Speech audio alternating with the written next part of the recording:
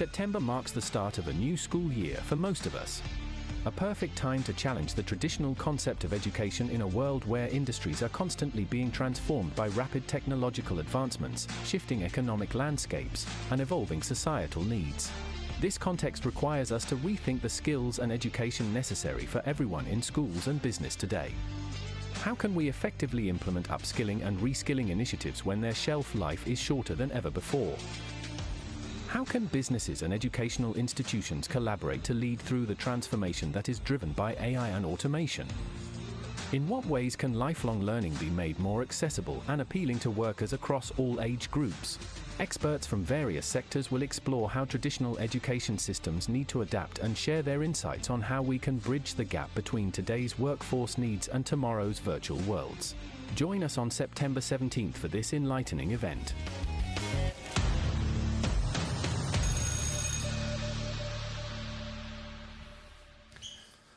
Hello and welcome to the 3D Experience Lab Munich. We are delighted to start another edition of the 3DEXCITE Live panel discussion. Today's topic is something that affects all of us, both through our children and ourselves. It's about lifelong learning. Matthias, what comes to your mind when you think of education? Of course, Fabian, my kids being at school and how to prepare them best for the challenges ahead of us.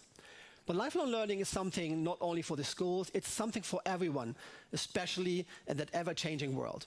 There's new questions arising, like how can AI help to make knowledge more accessible? And can an AR/VR headset help us to make learning much more fun and much more engaging? And that's questions that our fantastic panel will have to answer today, and many more, of course. So now it's the time to invite the panel to the stage, but we need our moderator first. And here she comes. Raj. Hi, Fabian. Thank you. Thank you, Matthias and Fabian, and welcome to the 3DEXCITE Live. My name is Raj. I'm proud to be your host again this evening. We decided since the school year was commencing that we take you back to school for Workforce of the Future. Now, is the education system able to adapt and keep a pace of the rapidly changing technological advancements that are taking place in industry? Are we equipping the current workforce with the skills they need for the future?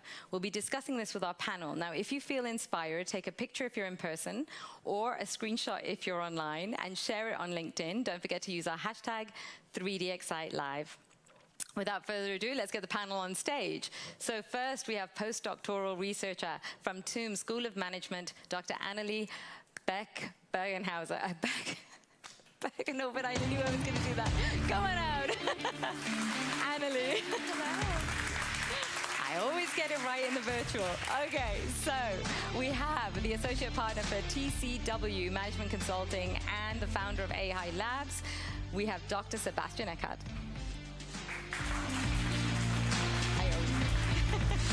Hi, take a seat. Dassault Systems' very own Vice President, 3D Experience Education, we have Valérie Ferret.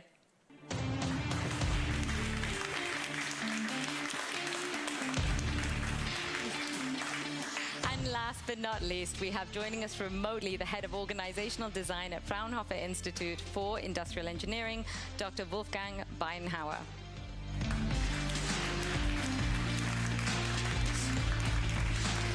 There will be time for questions after our panel, so please have them ready to challenge our panel. Now, we'll get started, and Annelie, so sorry about that. I got it right in our practice, and I forget when we get on the live. So, back to school's the perfect thing to discuss, traditional education systems and how they can meet the needs of the future. But first, I think we need to lay a foundation, which is what are the challenges each of you are facing in your different roles? So, Annelie, why don't we start with you? Thank you so much, Raj. And it was totally fine, so no problem. So yes, I'm a researcher at TUM in leadership, gender bias, and human-computer interaction. And the literature says that artificial intelligence is a reality now. And however, different demographic groups have a different affinity with artificial intelligence, AI, and the literature shows that people who are of older chronological age have a differing degree of acceptance of technology, meaning that it's a little bit more sometimes difficult for them. It's less intuitive. Okay, Wolfgang, I know you work with industry and services. I'd love to hear how workers on the shop floor are being affected by automation and AI, and what a lovely picture you have in your background. Please share with us. Well, the picture is a picture of my wife, so it's quite original.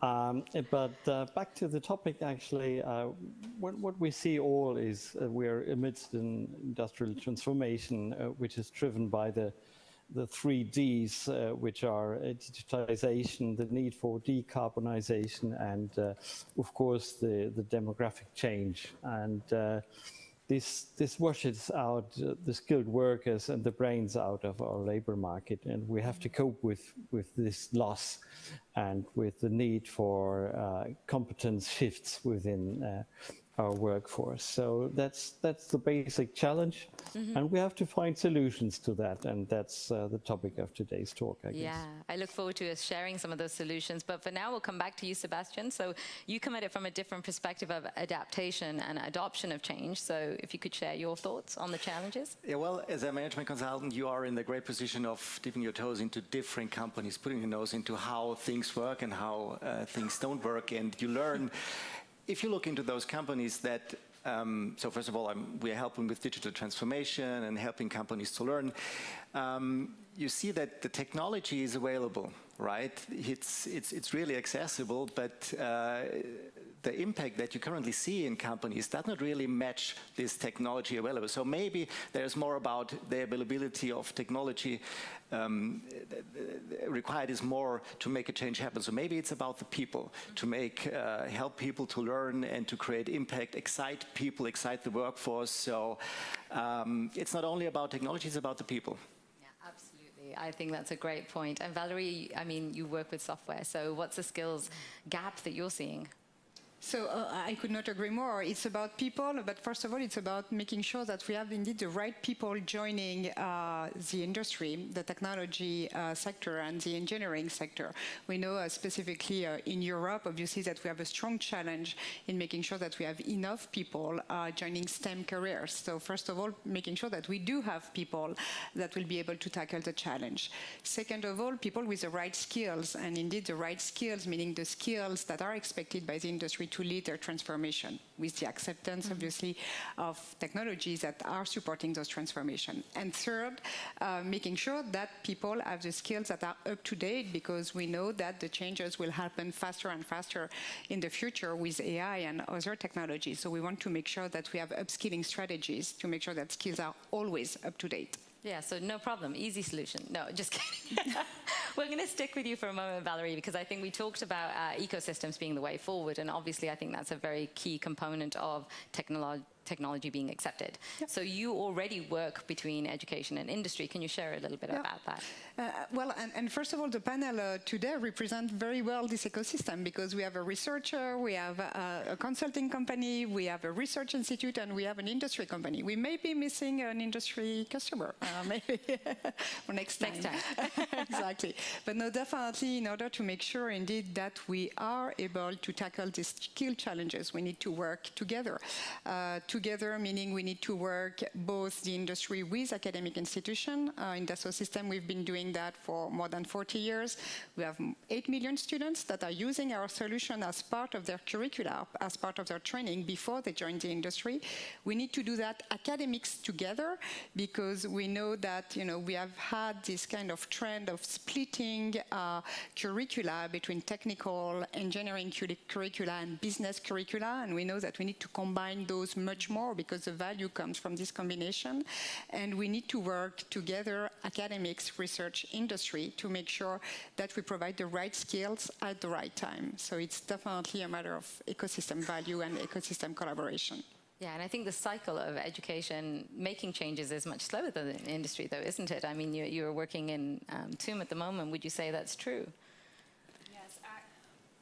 I would say that now artificial intelligence is being integrated a little bit into curricula, but it's a nascent field. We have to have a better feel of how it affects understanding and also the education system itself. Because, for example, we have to rethink how we assess students as well, because, for example, some students are now, they used to use ChatGPT to write essays, but they did find out that the information it produces is not always factually correct. So it's a nascent field. We have to see how we can work together productively, because there are ways of optimizing our performance. So maybe it's the calculator of this generation. How can we increase our performance, for example, in engineering, or in the creation of virtual reality worlds? Yeah, we've come to the virtual reality worlds. Sebastian, I want to talk to you because I know that you work with startups and industry. So what are you seeing in your ecosystem? Well, first of all, I guess joining an ecosystem reflects also the human nature of learning. If you're in front of a challenge, if you want to do something that you have never done, what do? Are you picking up a book? Are you calling a consultant? Maybe not only. You're joining, or you're calling somebody. I always do this. I pick up the phone and call somebody who has done this, right? And joining an ecosystem or partnership just to learn, because can you learn digital transformation about, navel gazing or reading a book? So that's not how it works. In such an ecosystem that we have built and that others have also built, it's multifaceted. You need to know about technologies. That's what young startups can provide. You need to also be close to academia, right? What does research tell you? You also have to be close to the real problems in companies. So domain knowledge, what's really the problem on the shop floor or in after sales, whatever. And you have to bring this together and share and experience and experiment. And that's, well, it's not a one-way street. It's multifaceted, and that's why an ecosystem is so great. Wolfgang, you work with politics as well. I'd love to hear if you feel that they are a critical part of the ecosystem, or have they been thus far? Should they be more so in the future? Of course it is. I think what we see is not only a question of upskilling and teaching. We need a systematic approach. If you just have a look, for example, to the car industry, what we currently see is the last generation of combustion engines being produced and engineered. And those highly skilled people that are currently developing those cars and therefore ensuring the profits for the investments into the new electric drives, those people will step out of the market, at least within their current competencies, in the near future. And we will need those people to stick to the companies in order to carry on as knowledge bearers within the companies. So they're very important people, and we need a systematic approach so that these people stick to the companies. We even need new let's say, graduates from universities or highly skilled technicians that still enter today those parts of the company that we all know will be shut down in a few years. But if you don't attract the high potentials to these parts of the companies, you will not succeed, and you will not earn the money you need for the overall transition. So seeing this systematic approach, it needs, of course, politics that provides with means also on the political level to attract those people and to provide career paths that go through the companies, and more innovative means for workforce transformation as well. I think you said something very interesting there, and I know, Valerie, you mentioned it too, this knowledge transfer that needs to happen with the experts that are experts right now, and perhaps with the new skill labor coming in. Is this something that you guys can speak to? Maybe I will come back also on what Dr. said about innovative way of teaching and about the pace, indeed, and having different pace between education practices, specifically in academia, or the pace that of the industry. Usually in academia, it takes about 5 years to define a new program, and the industry is adopting technology every 6 months or so. So obviously the pace is not the same. And I'd like to share a story here, because I think it was very cultural as well. We need to accept, and you said that factory may be shutting down, but new jobs will be created. And so when I went to the US a couple of months ago, and I visited a facility on manufacturing, and it was a facility for the aerospace industry. And they were training young kids to do riveting. And so they were training young kids, first of all, to do riveting manually, okay, on the plane, and so they would do the rivet. And on the room after, they were training young kids using robots that were doing the riveting. And on the third room, they were training high qualified technician to do chemistry, because the riveting was then done with chemical processes. And I went to the lady and I said, but do you tell the kids in the first room what is the evolution of their jobs? And she was telling me, no, not at all, because we train them for 3 or 4 months. They get a job for 2 years, they increase their salary by 15%, and once they don't have the job anymore, they'll come back to us and they'll go to the second room or the third room. And so that's a very American way of working on the skills topics, the skills at the value, and you could get trained with short-term type of training to be able to get a higher value job. And we need to have some kind of a culture more like that. In France, you would hide the second room, you would hide the third room, you would tell people, come to the first room and get trained, but you would not tell them what's happening. And this is a mistake, because we know indeed that there will be more and more changes. We just need to have a different approach to education and about skills value, providing the right training for people to get the right value and the right job at the right time. I think technology is taking care of that transparency issue already, but Sebastian, I saw you nodding along. Is there something you wanted to add? Well, I also want to share, some of the lessons that we had during the last month or years. I think the biggest or most important nucleus for learning or trigger organizational learning in companies is if you bring together domain knowledge and technology knowledge. So if you go in a company, they usually know their problem space. They know they have a problem with operations or after sales. They want to affect this or that KPI.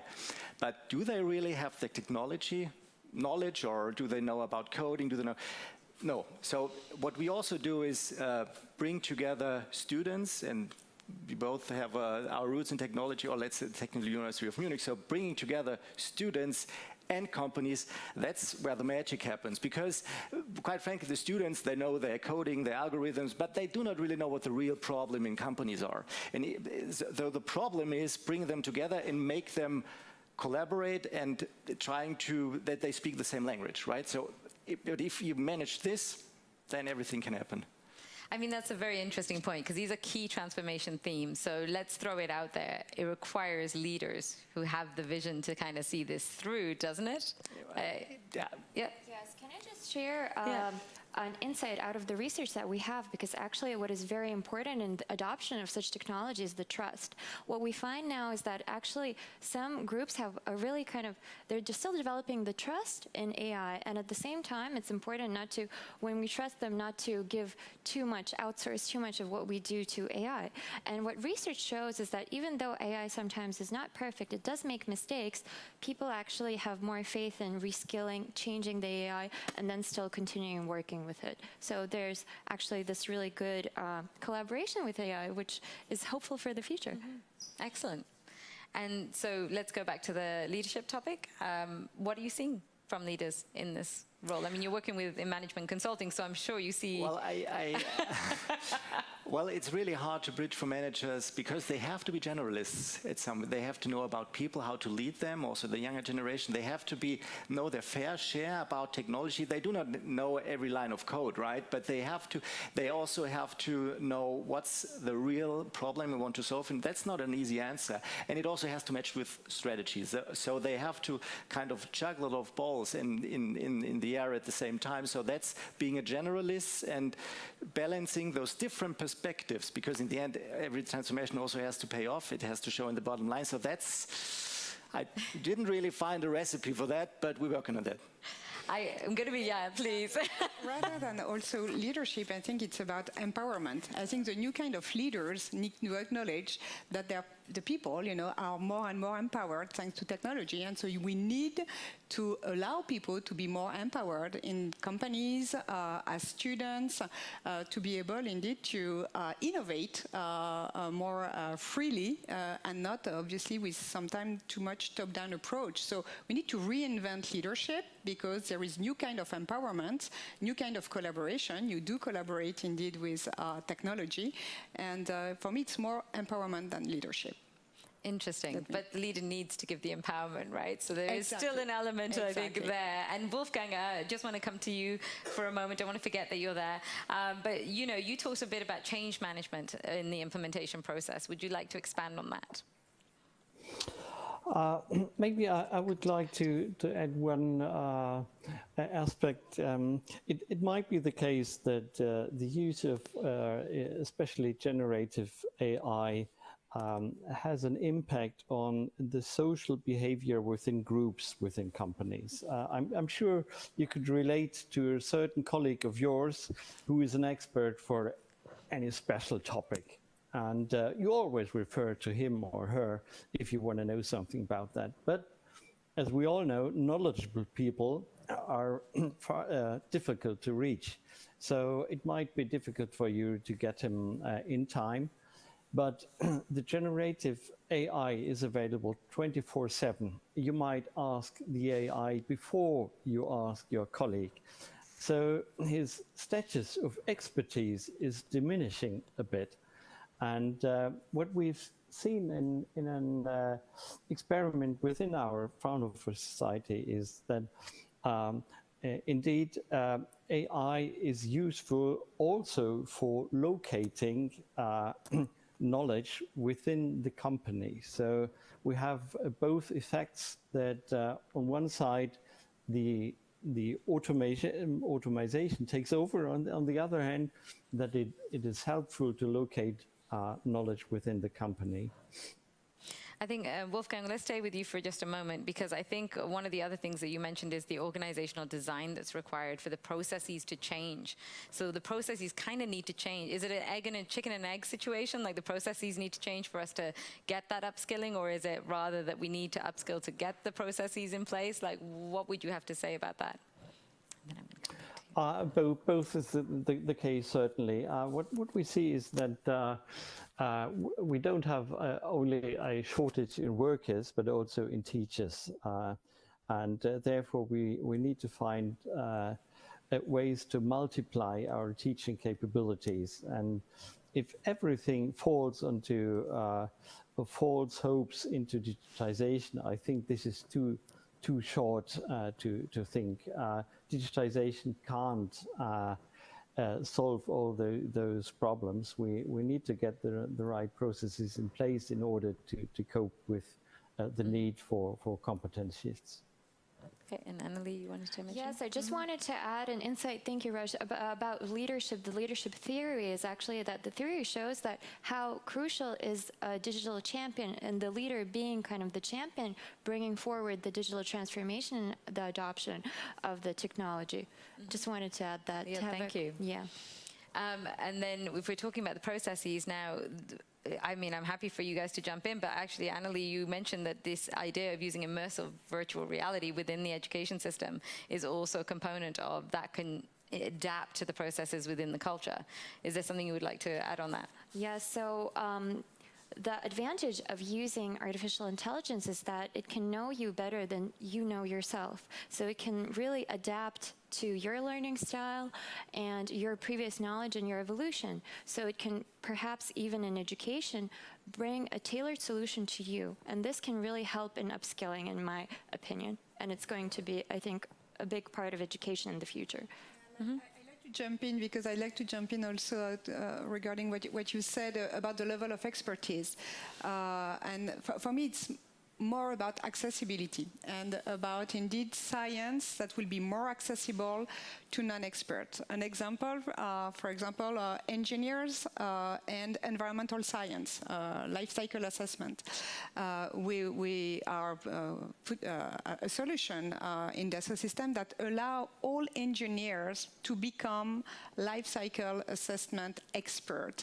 And thanks to AI, you know, in the past, and as you said, the process needs to change. The process of innovation as well needs to change, because in the past you would have an engineer doing a product engineer doing whatever kind of product, and then you would have an analyst testing its structure, resistance, and so on. And then you would have an environmental expert running a life cycle assessment. And now all of those capabilities are in the hand of the engineer. And that's great, because from an innovation standpoint, it will unleash more and more innovation. But it's true that it is changing the collaboration within the company, and it is changing indeed accessibility of science that was not accessible in the past. Yeah. I would even jump in, because I would like to start earlier. Not about teaching or how to convey the knowledge. The people have to embrace knowledge. They have to be open for it.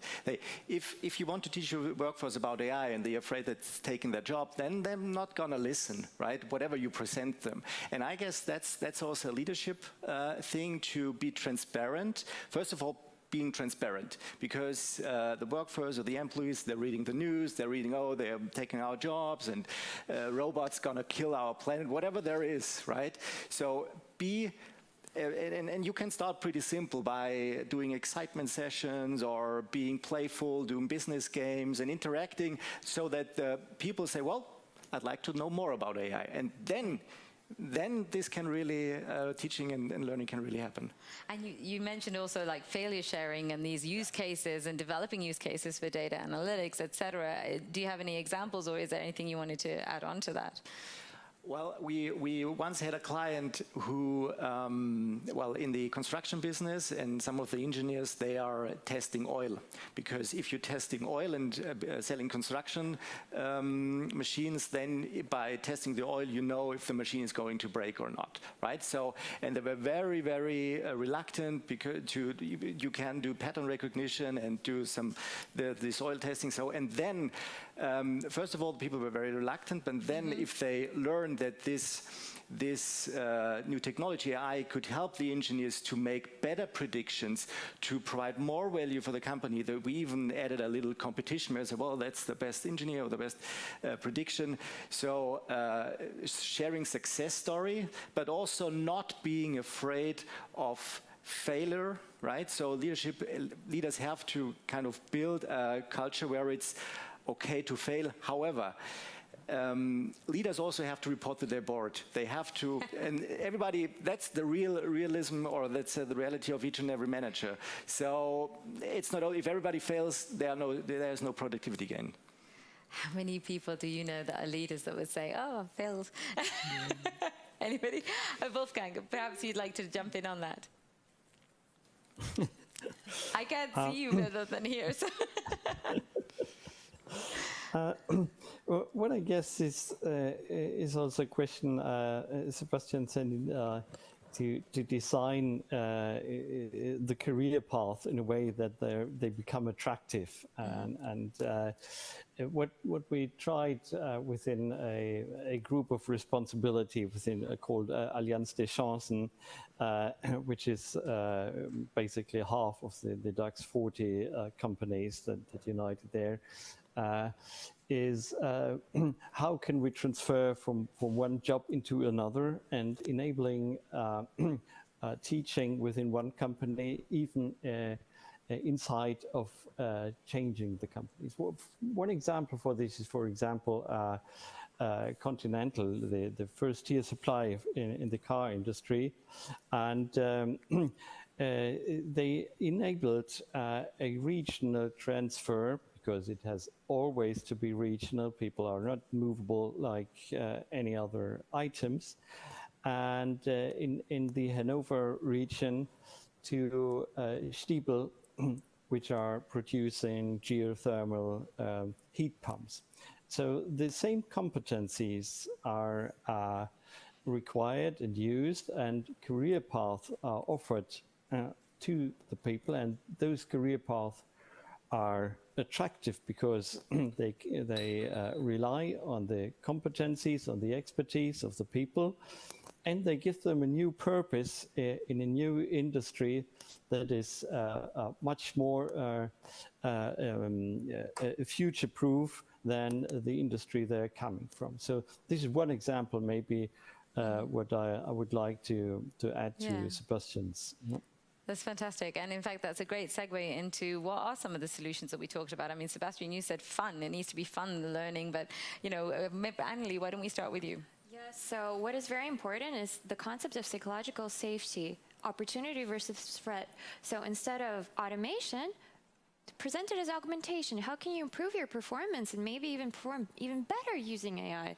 So I think it's very important to integrate fun and then show how you can be an effective team with this AI solution. I know you come at it from a TUM perspective, but we talked earlier about how we need to start earlier.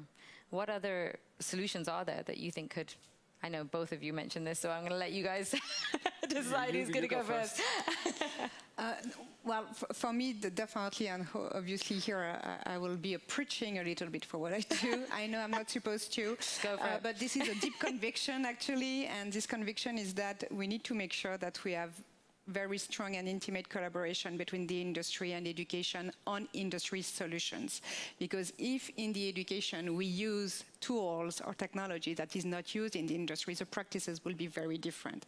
And when we talked, Raj, this is what I was saying. I said we need to create intimacy between academia and industry, because we need to have common languages, we need to have common understanding. This is how we will anticipate the evolution faster and better together. So we need really to have those common practices on technologies and solutions that are used in the industry. Fantastic. Love that answer. If I may add something there. I think it's not only the way of teaching, it's also the way of providing a career path, of showing a way you could move forward. And this applies not only to elder people with much experience, but as I said, also for young professionals that enter companies that might be amidst a transformation. For example, what we tried is to enable and to attract young people to business divisions that are about to change. And for those young people, it was possible to be spiraling within this business division, to take over responsibility very fast, and to exit just 1 or 2 levels higher on a predefined career path later, and to be available for the company with management experience even at a young age. And this is a very attractive career path that attracts people also into maybe difficult business areas. A little bit scary for the workforce that is actually on the ground, but Sebastian. Yeah, well, if we have to talk about learning and teaching at a very young age, I have to bring up my wife, because she is a teacher. I'm teaching maybe in companies, but she's a teacher at the private school in Starnberg, and she does workshops and whatever. And she taught me a thing or two about how to excite young people also with technology, and they have a kind of a lab where they can experiment with different technologies. They have at an early age, at an undergraduate, so like 15, 16 years old already, having collaborations with companies where they can learn what is the reality about, what's the real problems about too.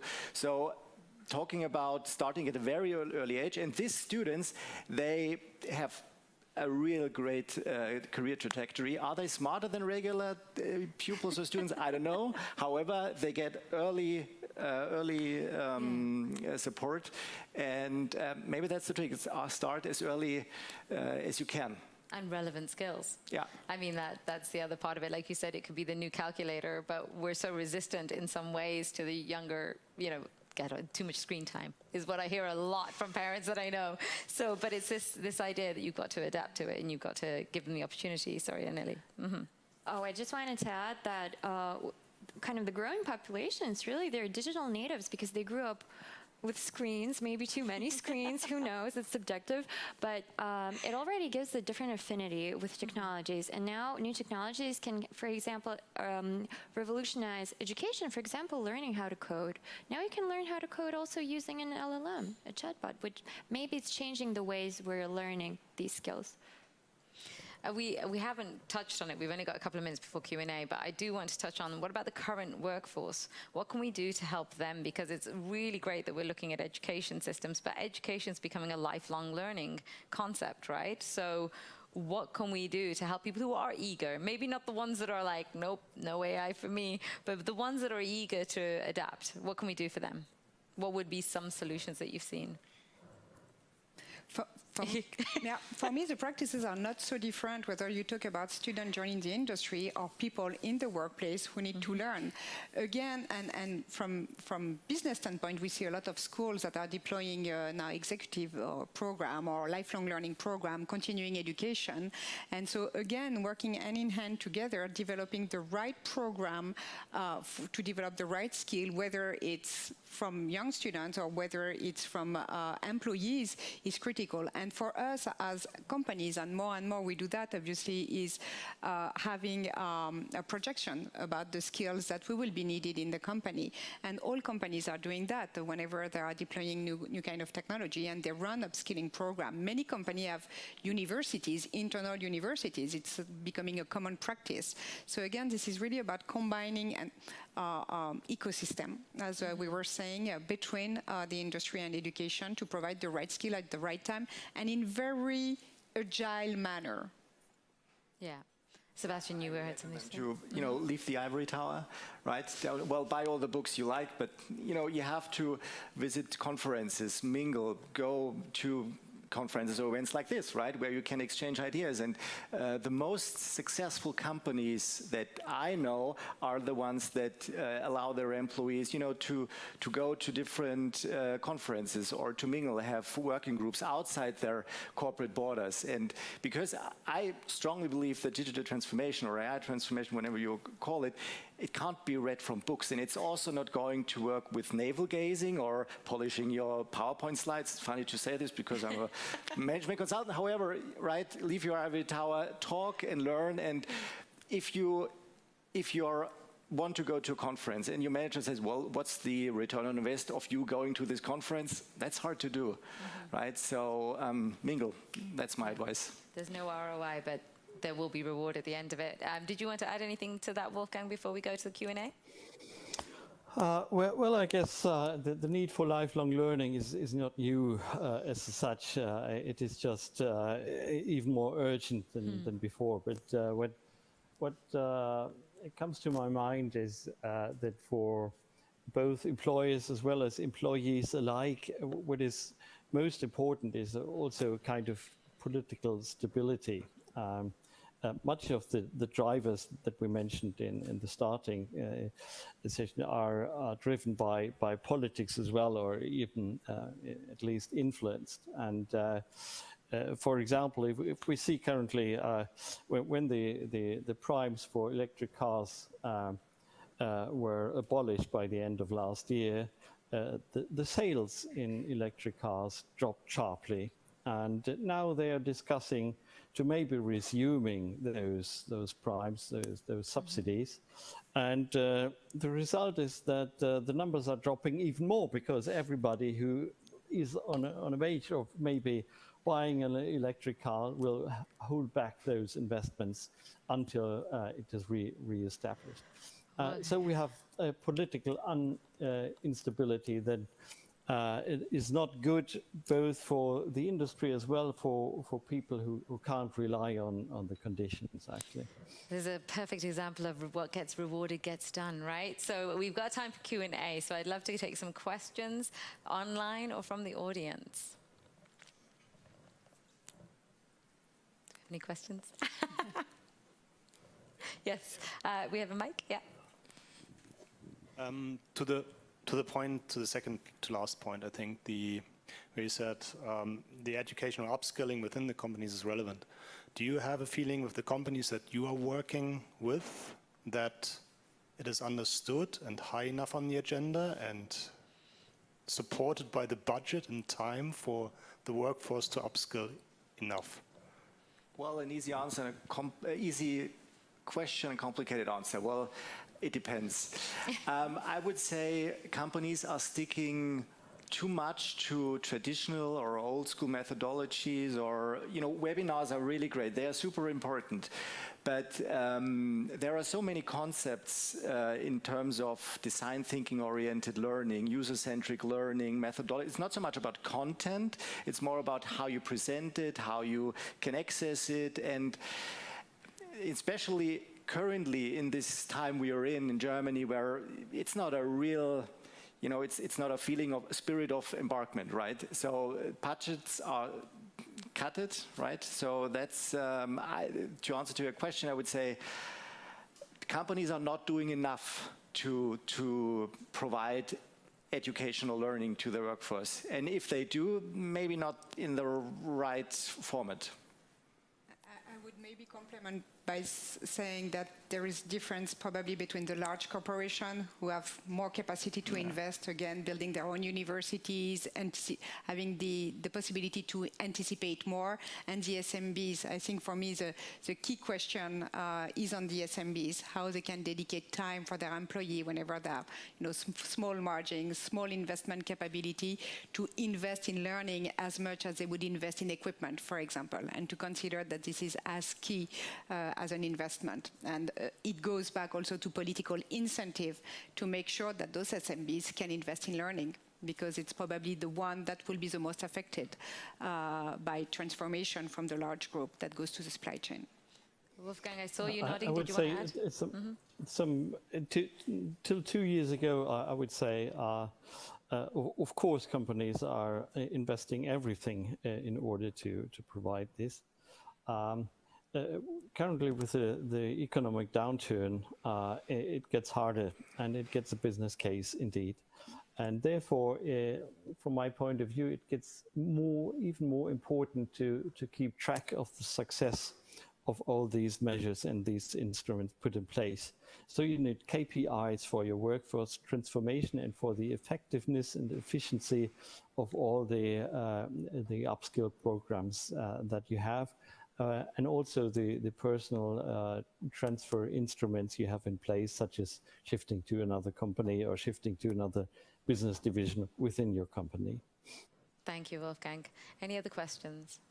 Online? Yeah? What bottlenecks have been identified by the implementation of language models within your organization? Who wants to take that? Who wants to go first?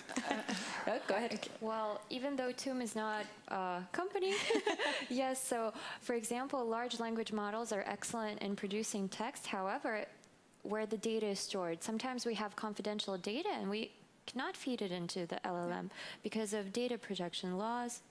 Yeah. Yeah, I was going to say the same as a company perspective, IP protection, definitely IP protection, and what are the solutions that you use, that you believe are safe, what kind of partnership you do. So that's a system, for example, we did a partnership with Mistral, which is a company for LLM based in France. So we do those kind of partnership of trust where we know that the IP ultimately will be protected, because there is a lot of IP in our employees' hand and head. So we want to make sure that it's protected. Sebastian? I would like to respond to that, because I think we don't have a problem in Germany currently, or in the companies, that companies are not experimenting enough with language models. They all do. If you ask any manager what's the use cases on your agenda, there will be pop-up one ChatGPT or one chatbot, or so. I guess they are doing this, they're trying and they're experimenting, so that would be the least of my worries, at least. But of course there are restrictions, so maybe one bottleneck is also the notion that a chatbot can replace a human being also in after sales. That's not going to happen. Maybe first level support, if you, when is my package going to be delivered? Maybe that, but that's not the crucial issue. You have to find a setting where a language model or a second level support self-service system works or collaborates with a human being, and that's complicated, right? But it can be done. Okay. We have another question. Let's keep going. For Wolfgang, I would believe. So you spoke about designing career path. So my question would be if you think that really as a design for someone, or how you would see practically positive selection and self-selection, not between different design paths, but within these career paths. Would you design for someone, or would you include more the decisions of the individuals? I think we need to design instruments that make it possible to follow such a path. And the second step, it's a question of matching those instruments in place with the needs and the preferences of the people. So it's both, if you like. First, we need to have the instruments in place at all before offering those to the people according to their needs. Is this your question? Maybe if you could explain what you mean by instruments. By instruments, I mean that you offer a certain career path with a certain reliability. So you offer joining this division or that division. You offer a certain protection of the workplaces. You offer a certain guarantee of payment rises or whatever, and you offer a certain taking over of responsibility. And then you've got a kind of career path that is opened for applicants within the company. So this is what I mean by instruments. Great. Thank you. Of course, those instruments need to comply with the national or European regulations for work, of course. There's always a few regulations somewhere. Do we have another question? Great, Matthias. Yeah, we do. I think for me, learning is always, or has always been, something very personal. As someone is a fast learner, and everyone is different in how he or she learns. And my question will be, I mean, as well, to the cultural aspects of learning. Probably learning is different. Even like in the EU, different countries have different ways to learn. I mean, we have seen standardizations like ESCO roles. We have as well been using them recently at Dassault Systems. What else is there in order to, let's say, design paths that work across borders of countries and that make things more accessible to everyone and not just like for a specific cultural environment? Is it really standardization, and what else is there in order to facilitate that movement and exchange? Go ahead. I would just comment to this because I have to bring up my wife again. So because there is a concept. No. I mean, because everybody learns different, and that's true, at least what she told me. So there is a concept which is called universal design for learning, and which has been, it's more than 20 or 30 years old. It's been developed by a researcher from the Harvard School of Education, and they have put together a concept or a program that helps educators design and narrate a way that responds to your specific need, your specific need, your specific. So maybe the way how to convey content. So there is methodologies and concepts and frameworks ready available that could help to push through to the learner, but those concepts, they have their roots in education, and we are currently also trying to take this methodology to companies. Because how to narrate this has a huge impact. So, but there are some concepts that you could apply. I know that we had a challenge on that, so Annalie, I'm just going to let you share maybe some ideas about what does work in education, even upskilling.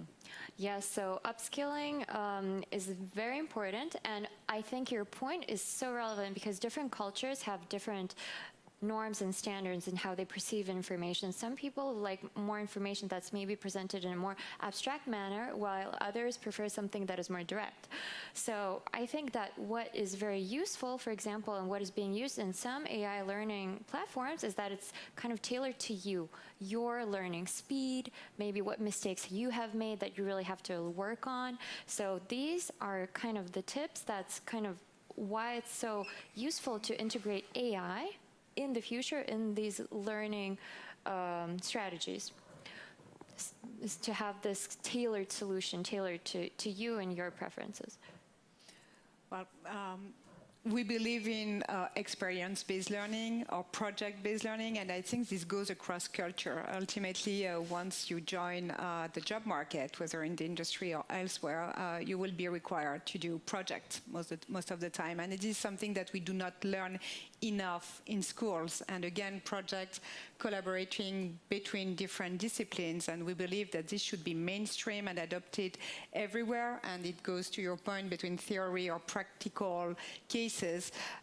We believe that, and I believe that we should do more, obviously, project-based learning, because it proves efficiency in the skills that you learn, not only technical skills, but also soft skills. And this is what you will be expected to do as a professional. Especially the agility with all the changes that come down the pipeline, right? Wolfgang, did you have anything to add to that before we close out? No? You're good? One quick question, and then we'll close up. Yeah? You? Yeah. Well, one very obvious way to prepare the future workforce for technology and digitalization and make them employable is, of course, I think we can all agree on that, is closer cooperation between industry and schools. Yeah. Mm-hmm. Yes. Do we agree? I bet Valerie would agree. But everyone knows and understands that, but it doesn't come from by itself.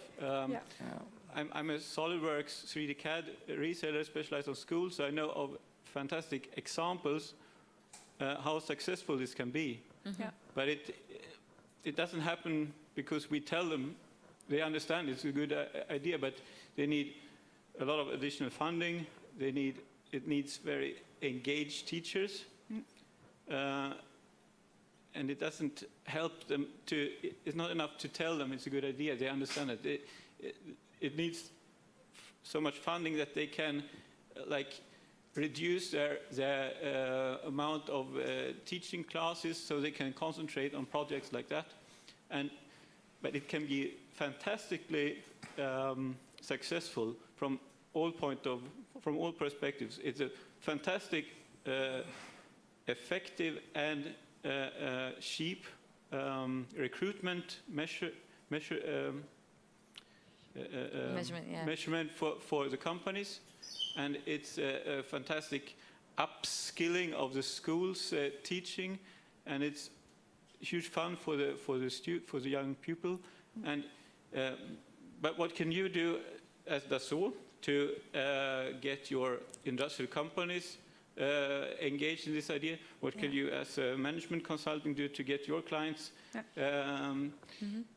doing this in a serious way? It shouldn't be that difficult, actually. So. Well, I think you nailed some of the problems already with the large investments, smaller school size, class sizes, because that's a whole other political thing. But go ahead. Definitely, it goes back to the political dimension and the fact that indeed schools need funding and need teachers who have time to be able. We have fantastic champions, and for SolidWorks specifically, teachers that are dedicated, working their weekends to be able to upskill, to teach. They are passionate, but they need to have the right means, and it's true they need to have the right means and they need to have the right investment capacity. If this does not happen, what I foresee is that ultimately the private sector indeed will go more and more into the education business because they need the skills. Ultimately, who needs the skills? The industry and the companies. So for me, I think we are not at the moment yet where we can say, let's not work together between schools, political, and industry. I think we can still have this wake-up of the right investment on the right things, because there are some budget. The question is whether they are well spent or not. And again, fostering this conversation between industry, saying these are the skills that we need for people to be employable, and investment to be pointed out in the right direction because of this conversation, I think is the right way forward. But ultimately, we see more and more private sector as well investing in schools because they need to have vocational schools to have people with the right skills. Oh, okay. I am not ready to give up on public I would sector agree yet. with you. We only have 30, sorry, I have to stop you there. We've only got 30 seconds left, and I want Sebastian just to have a chance to say your last thing, and then we'll close it up. Referring to that question, or?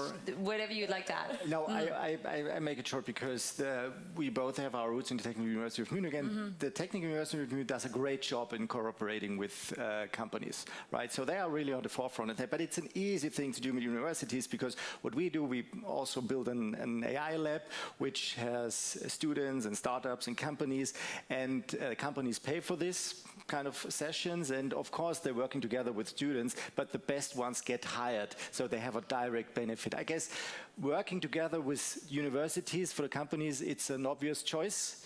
We have to start much earlier. Yes. Yeah.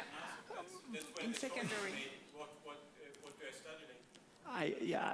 Well, because the benefit doesn't really come there, so do not have a solution yet, sorry. That's why we're going to come up with a solution, but I'm going to have to stop us there because we've only got a couple of minutes left. So I'm going to ask you, all of you, to please share your last thoughts with the audience, what you want them to take away from this session. And Annalie, we'll start with you, and then we'll go over to Wolfgang. Thank you. So now we can all agree that artificial intelligence is a reality and it's going to be part of our future. So we as a society have to learn how to work effectively with AI. And leadership has to make sure that no one is left behind. So as a society, we can move forward. Fantastic. Thank you. Wolfgang, final thoughts. Well, I guess nearly everything has been said already. So to the employees, just don't be afraid of change. They need you, and you know that. And it just to say something different, as Annalie, I think maybe to the companies, do not overestimate the effectiveness of AI solutions. Maybe AI can push you or keep you on par with your competitors, but in order to move you ahead and stick out, you need people who train the AI in your point of view. And therefore, you still have to invest in people, even if AI is available. That's reassuring for many people. Thank you very much, Wolfgang. Sebastian, final thoughts. Well, we all know that we want to have change, right? And change comes from people making decisions. And the people in power are the managers, the top management. So I would wish for us in Germany especially to be more courageous, to be more bold, to take action and to decide. So because when you don't, you will never have the perfect decision, but if you don't, then you're not moving forward. Finally, we talked a lot about collaboration and ecosystem, and what I would like to wish is to together, let's invent new forms of collaboration that allow us to anticipate better skills transformation and prepare the workforce of the future. As you just said, we need new form of collaboration because right now we are not efficient enough, and we can be creative and invent new form of them. Thank you so much, and thank you to the panel. We're going to do something unusual today. Before I wrap up, we're just going to give the floor to the Head of Communications and Marketing for Eurocentral, who has a quick message for us. Alexander Henning.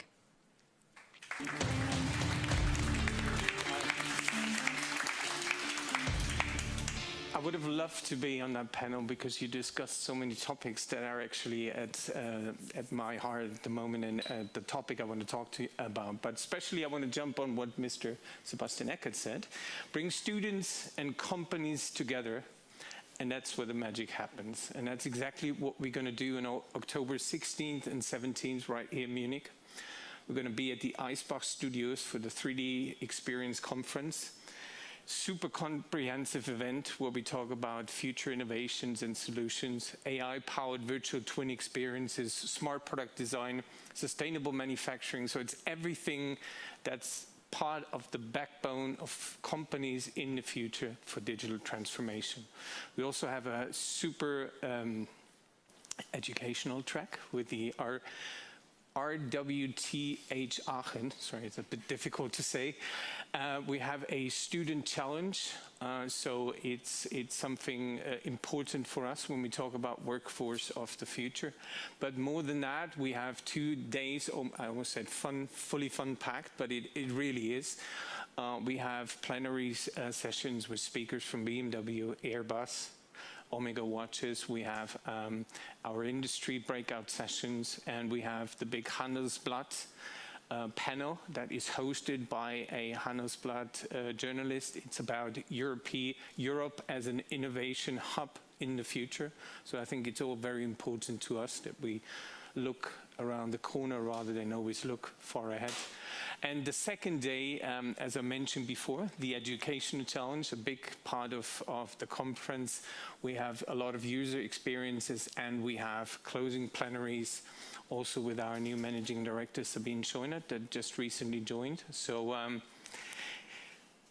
you have to go and get a ticket. I was about to say something different, but my colleague told me to say it right that way. So you have to go and get a ticket. I think it's right behind me if you see the QR code. And I think a lot of the people that are here today support us in making this a very special conference. We moved from Darmstadt to Munich. And I've been told I'm speaking too much and too long, and I have 30 seconds. So I just want to say thank you very much. Again, get registered, be there, and thank you very much for having me. And over to you, Raj. Thank you. Thank you, Alexander. And thank you to... And thank you to everyone that's on the technical team and behind the scenes that makes 3DEXCITE Live happen. Thank you to our audience online and in person, very eager clappers. And thank you to Els and Michaela, who do all the hard work behind the scene to make sure this happens, and we have great panelists on stage with us. So I will just leave it with saying, rest assured that we are bridging the skills gap for workforce of the future, or at least these guys are. Thanks very much.